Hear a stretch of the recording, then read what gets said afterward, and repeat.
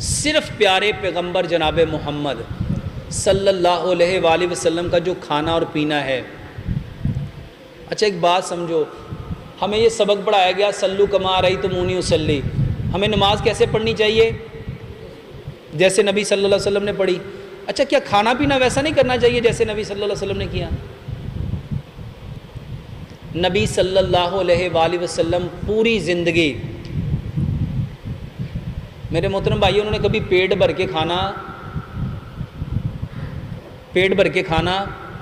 نہیں کھایا تھا.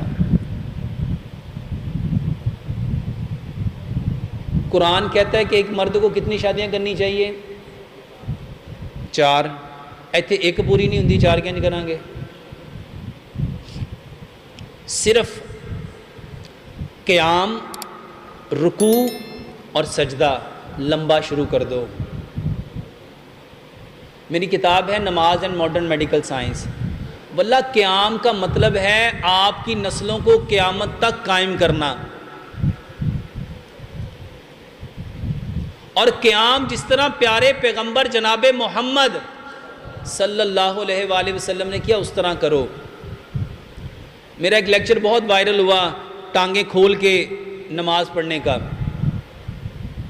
اور یہ کوئی کہانی نہیں ہے کہ میں نے پتہ نہیں آپ کو خوش کرنے کے لیے میں نے آپ کو کہہ دیا، یہ سائنٹیفک لا ہے.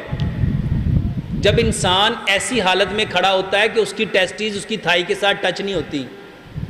کبھی آپ سوچو کہ پورا جسم تو اللہ تعالیٰ نے باڈی کے اندر، سارے آرگن تو باڈی کے اندر رکھے، ٹیسٹیز کو اللہ نے باہر کیوں رکھا؟ سائنس کہتی ہے اس میں جو سپرم ہوتے ہیں اگر وہ 37 سیلسیٹ پہ ہوں گے تو وہ ڈیڈ ہو جاتے ہیں. اللہ تعالیٰ نے اس کو نیچے تھیلی میں اس لیے لٹکایا تاکہ اس کا ٹیمپریچر باڈی کے ٹیمپریچر کے اکارڈنگ نہ ہو. اور ہمیں نماز پڑھنے کا حکم بھی ایسے ہی دیا، ہمیں بیٹھنے کا حکم. کبھی آپ تشہد دیکھو، کبھی آپ رکوع دیکھو، کبھی آپ سجدہ دیکھو، واللہ ہمارا ہر انداز وہ ہے جو اللہ سبحانہ وتعالیٰ نے چاہا ہے. اور ہمیں پروموٹ کس کو کرنا تھا؟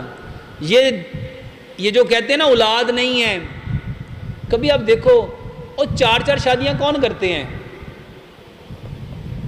بریلوی، دیوبندی، اہل حدیث، اہل تشیع، کون کرتے ہیں؟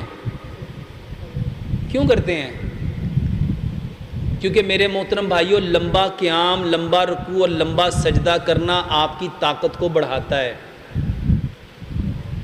آپ کی طاقت کو، اس کو ایک حدیث سے بھی سمجھ لو میرے محترم بھائیوں. سجدے کی حالت میں انسان سب سے زیادہ کس کے قریب ہوتا ہے؟ اچھا نماز کی حالت میں کس کے قریب ہوتا ہے؟ جو اپنے رب کے قریب ہو گیا، کیا رب اس کے بوجھ کو بڑھائے گا کہ گھٹائے گا؟ یہ دوائیوں میں طاقت نہیں ہے.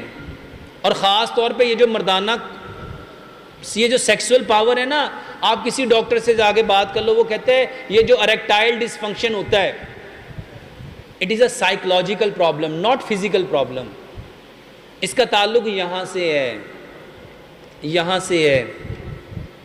سب سے زیادہ طاقت اگر چاہتے ہو تو میرے محترم بھائیوں اپنی نمازیں مضبوط کرو، اپنے قیام، رکوع، سجدے مضبوط کرو، اور اس کے بعد وہ چیزیں کھاؤ جو نبی صلی اللہ علیہ وسلم کھایا کرتے تھے. آپ صلی اللہ علیہ وسلم کیا کھایا کرتے تھے؟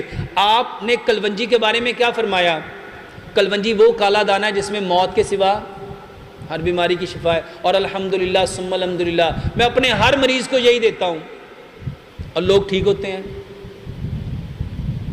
یہ کلونجی اور دوسرا میتھی دانہ. امام ابن قیم نے لکھا ہے کہ اگر لوگوں کو پتہ چل جائے نا میتھی دانے کے کتنے فائدے ہیں تو لوگ اس کو سونے کے عوض خریدیں. یہ سیم لائک ویاگرا ہے. اگر آج کے جو سائنٹیفک دور میں جاننا چاہتے ہو تو میرے محترم بھائیوں صرف کلونجی کے اوپر، بلیک سیڈ کے اوپر 7 لاکھ ریسرچ پیپر لکھے جا چکے ہیں، اور تقریباً 2.5 سے 3 لاکھ ریسرچ پیپر میتھی دانہ فینوگرک سیڈ کے اوپر لکھے جا چکے ہیں. جو کلونجی اور میتھی دانے کا پانی پیو، اور اس کے ساتھ حکیم لقمان کہا کرتے تھے تخم کو تخم تقویت دیتا ہے، تخم کو، بیجوں کو بیج طاقت دیتا ہے. کلونجی اور میتھی دانہ بیج بھی ہیں، تخم بھی ہیں،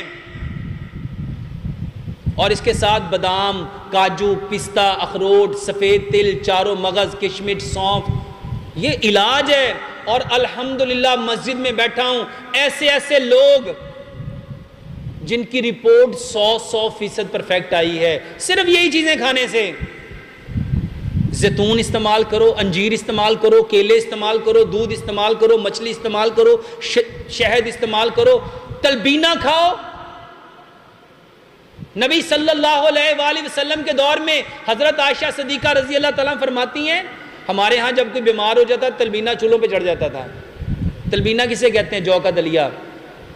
تو جو غذائیں نبی صلی اللہ علیہ وسلم نے کھائیں میرے محترم بھائیوں وہ استعمال کرو۔